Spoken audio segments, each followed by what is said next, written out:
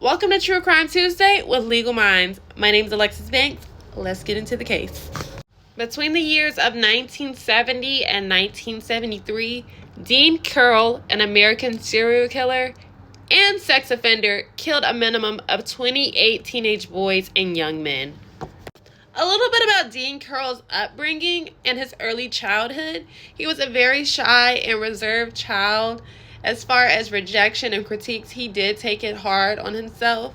As far as friendships, he did struggle with that, but he did end up finding a friend named David Brooks, which actually became an accomplice to the murders of Dean Corll. Dean Corll's first victim was Jeffrey Conan, an 18-year-old college freshman. One day, Jeffrey decided to go hitchhiking with a friend, and once they were done, like many of Dean Corll's other victims, he offered him a ride. Unfortunately, Jeffrey Conan ended up being suffocated to death by Dean Corll.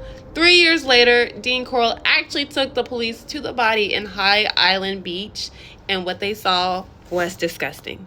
Jeffrey Conan's nude body was found buried under the beach. His body was covered in lime and plastic, and his hands and feet were tied up, and this suggested that he was violated. Later, after Corll's first murder, he abducted 2 teenage boys and strapped them to a 4-poster bed.